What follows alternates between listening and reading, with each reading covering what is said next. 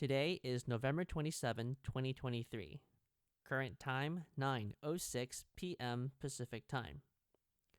Reading from the NASB 1995 version. Romans chapter 3. Then what advantage has the Jew?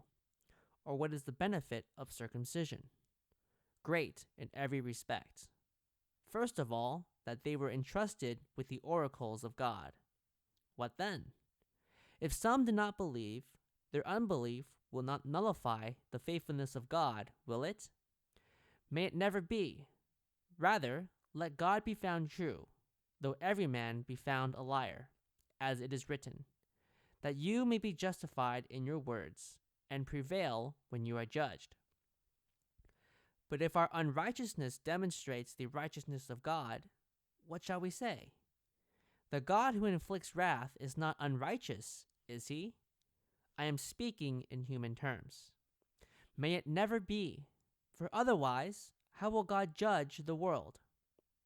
But if through my lie the truth of God abounded to his glory, why am I also still being judged as a sinner?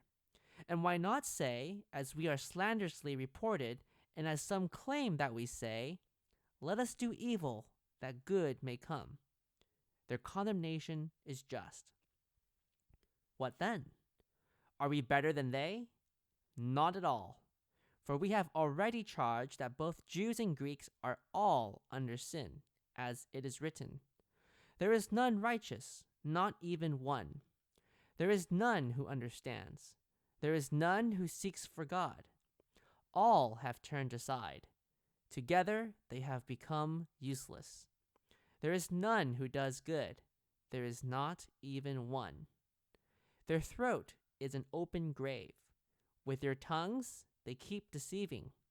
The poison of asps is under their lips, whose mouth is full of cursing and bitterness. Their feet are swift to shed blood. Destruction and misery are in their paths, and the path of peace they have not known. There is no fear of God before their eyes. Now we know that whatever the law says, it speaks to those who are under the law, so that every mouth may be closed and all the world may become accountable to God. Because by the works of the law, no flesh will be justified in his sight. For through the law comes the knowledge of sin. But now, apart from the law, the righteousness of God has been manifested, being witnessed by the law and the prophets. Even the righteousness of God through faith in Jesus Christ for all those who believe.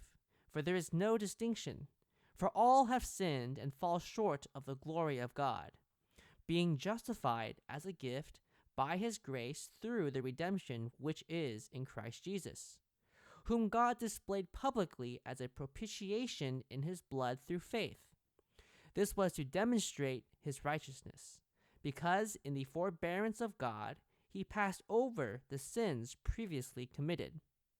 For the demonstration, I say, of his righteousness at the present time, so that he would be just and the justifier of the one who has faith in Jesus.